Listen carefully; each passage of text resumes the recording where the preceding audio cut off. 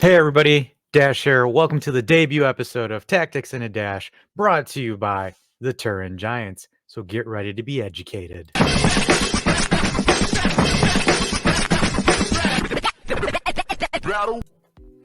So, welcome to this week's episode of Tactics in a Dash with Dash, guys.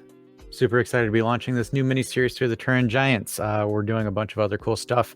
So, while you're here and watching this clip, guys, go ahead, like, comment, subscribe to the clips, to the channels, to the videos in general. Look at our other projects because we are trying to do the good old TG 1000. So definitely look at that. Also, boom, I've got the barcode up there for you guys to join into the Discord, so you can look at that as well.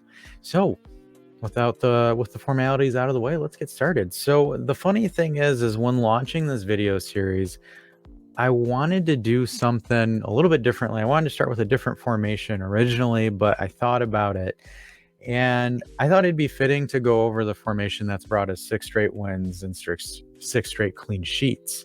So yes, I'm going to talk about the dreaded 3-5-2. Unfortunately, I am not a big fan of this formation. I think it's, a fossil formation made for the times, not really benefiting of modern football, but some coaches have brought it back and it's working for us. So I'm going to swallow my pride here and I'm going to cover it just for you guys. So kind of going back to what I was mentioning earlier, that this formation was indeed left behind with the times. It was brought back in 2011 and made kind of mainstream by Antonio Conte. The 3-5-2 is essentially the formation that he used to kick our 9 years of dominance. And the funny thing is about the 3-5-2, so out of our 9 seasons of winning the Scudetti, the 3-5-2 is a primary formation in 5 of those seasons that we won that Scudetti in. It was officially, I don't want to say scrapped, but officially retired by Allegri in 2016 when he switched to the 4-2-3-1, the starfish or the star formation, until he decided to bring it back again this season. So the funny thing is about the 3-5-2 is it's commonly used by obviously Antonio Conte, our buddy Allegri.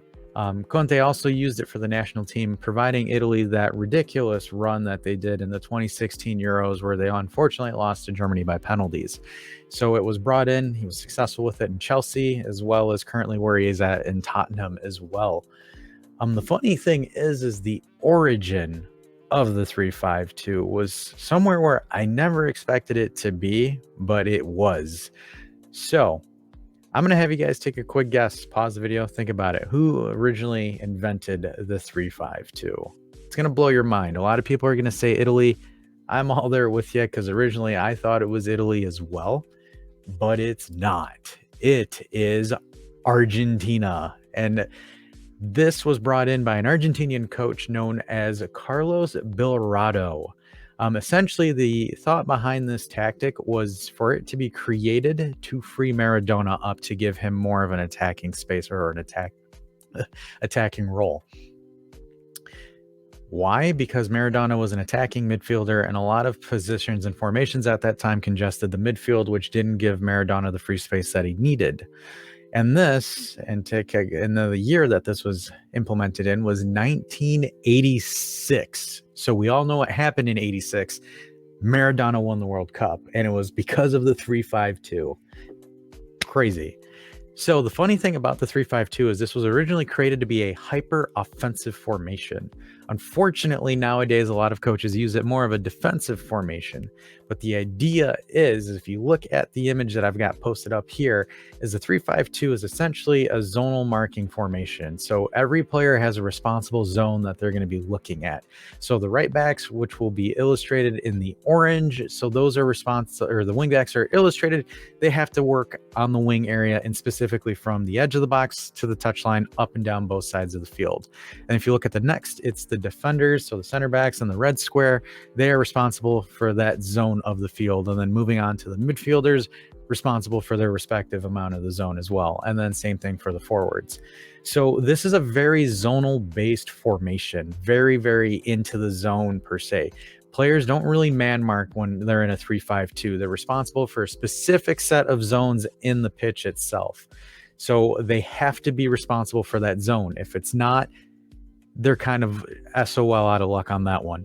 The reason is that's one of the reasons why the 3-5-2 kind of died, because a lot of squads have been switching to a more hyper pressure, hyper offensive style where it's a one-on-one man marking kind of scheme. Where it's a 3-5-2, it's more of a zonal scheme. So what zonal schemes essentially do is they help compensate for player deficiencies, per se. So essentially, there's players responsible for a zone. So if there's one player that makes an error in the zone, they can cover defensively in that zone area.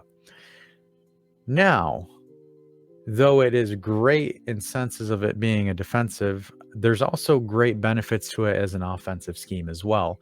So Gasparini, who uses it at Atalanta, does it perfectly well, where he's able to switch it to a 3-3-4 offensive style where he's including his wingbacks into the attack, so it's providing a four-man line. That four-man line can create a lot of chances that either the midfield can clean up and send back into the box, or the forwards will be able to strike and essentially score the goals that you need to score. However, though, that allows you to get caught off guard a lot because you're pressing a certain amount of players forward, and it's going to be putting a lot of stress on your center backs in the back of the field to be able to cover.